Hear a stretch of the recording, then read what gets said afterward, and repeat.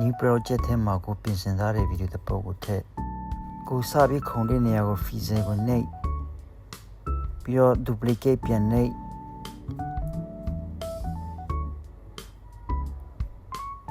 ပြီးတော့အောက်အဲ့ဒါကို overlay switch ချ overlay switch ချပြီးရင် auto remover ကိုနှိပ် auto remover မှာတကယ်လို့လက်မပါဘူးဖြစ်နေလို့ရှိရင်အဲ့ဒါကို cancel လုပ်ပြီးတော့ change pg မှာစာသွားရေး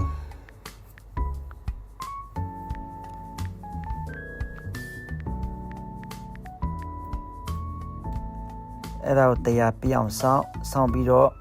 လူပုံကိုယူပြီးအဲ့ဒါကို auto remover ပြန်နှိပ်ပြီးလို့ရှိရင်အဲ့ဒီဟာကို key free ထည့်စမ်းမနဲ့ဆုံးမထည့်ပြီးလို့ရှိရင်ကိုတွားချင်တဲ့နေရာထိတုံးဖို့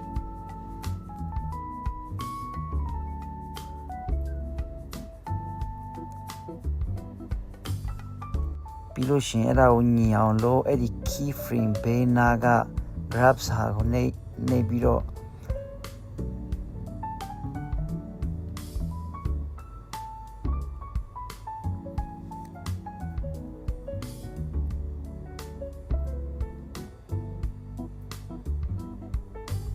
မြားဝပေါ်ဝဲလို့တင်ပေးလိုက်အဲ့ဒါဆိုလို့ရှိရင်မြားပစ်တယ်လို့ဖြစ်သွားပြီးတော့ပို့ပြီးတော့ကြည့်လို့ကောင်းတယ်ပြီးရင်အပေါ်နဲ့အောက်နဲ့နှစ်ခုစလုံးကို duplicate ပြန်ပွား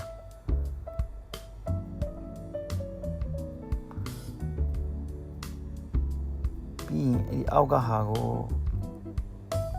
duplicate ပွားထားတဲ့ဟာကို key frame ပြန်ဖြုတ်လိုက်နော်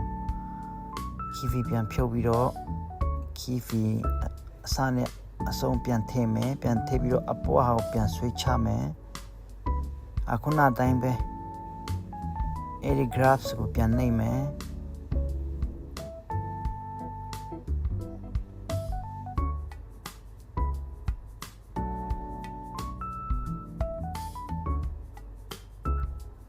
မြာအခုနအပေါ်ဖက်ဆွဲတင်ထားတာဆိုတော့အခုအပြန်လာဆိုတော့အောက်ဖက်ကိုပြန်ဆွဲရမယ်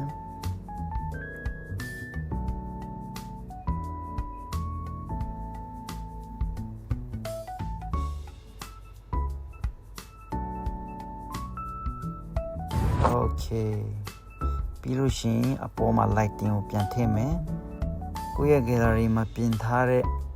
video တစ်ပုတ် lighting ပေါ့နော်အဲ့ဒါကိုတော့ပြန်ထည့်အခုနမိတ်တော့လို့ဒီပုံဒီဖြော့သွားအောင်ပြီးရင်အခုနကိုဘွားပေါ်ကိုတက်သွားတဲ့ဟာတွေဖြော့သွားအောင်ဟာအဲ့ဒီ opacity ကိုပြန်သုံးပေးရတာနော်ကျွန်တော်ကမိတ်တော့ခုနမသုံးဖြစ်လိုက်ပေါ့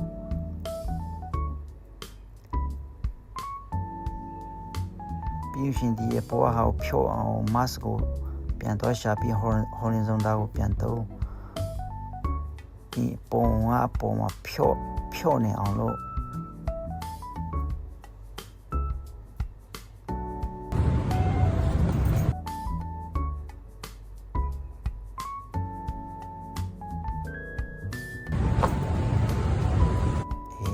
ရပြီဒါဆိုရင်အနောက်က